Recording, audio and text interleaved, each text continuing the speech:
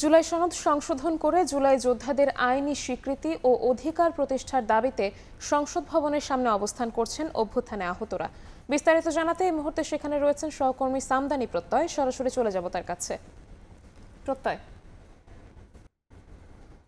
মাস ধরে প্রায় 3 ধাপে বৈঠকের পর রাজনৈতিক দলগুলোর সঙ্গে আলোচনা শেষে আগামীকাল এই সকাল পার হলেই আমাদের এই রাত পার হয়ে সকালেই শুরু হতে যাচ্ছে যে জুলাই সনদ, সেই জুলাই সনদের আনুষ্ঠানিক ঘোষণা।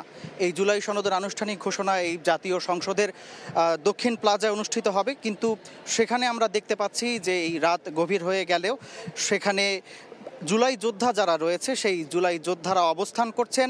জুলাই যোদ্ধাদের দাবি যে যারা এই গণ অভ্যুত্থানে অংশ নিয়েছিলেন সেই গণ অভ্যুত্থানে অংশ নেয়া সেই জুলাই যোদ্ধাদের যাতে সাংবিধানিক স্বীকৃতি দেওয়া হয়, একই সঙ্গে এই গণ অভ্যুত্থানে অংশ নেয়া প্রত্যেকটি যারা এই গণ অভ্যুত্থানের সঙ্গে যুক্ত ছিলেন তাদেরকে যাতে দায়মুক্তি দেওয়া হয় এবং রাষ্ট্রীয়ভাবে তাদেরকে যে স্বীকৃতি, সেই স্বীকৃতিটি যাতে তাদেরকে নিশ্চিত করা হয় এই জুলাই সনদের মধ্যে, সে দাবিতে জাতীয় সংসদের সামনে এই জুলাই যোদ্ধারা অবস্থান করছেন এবং সেই অবস্থান কর্মসূচিটি তারা সকাল থেকেই এখানে অবস্থান কর্মসূচি পালন করছেন এবং রাত পেরিয়ে প্রায় ভোর হতে চললেও এখানে জুলাই যোদ্ধারা অবস্থান করছেন। আমরা দেখতে পাচ্ছি জুলাই যোদ্ধারা এখানে সকাল থেকেই অবস্থান শেষে এখানে রাত পর্যন্ত অপেক্ষা করে যাচ্ছেন। তো জুলাই সনদ বাস্তবায়নের যে প্রক্রিয়া, সেই প্রক্রিয়ার অংশ হিসেবে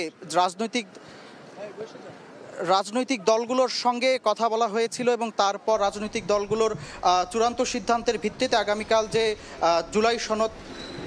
জুলাই সনদ বাস্তবায়নের প্রক্রিয়া, সেই প্রক্রিয়াটি আগামীকালকে, যেখানে প্রধান উপদেষ্টা নিজে উপস্থিত থাকবেন।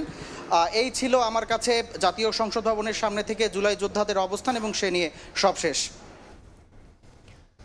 সংসদ ভবন এলাকা থেকে আমাদের সাথে যুক্ত হয়েছিলেন সহকর্মী সামদানি প্রত্যয়।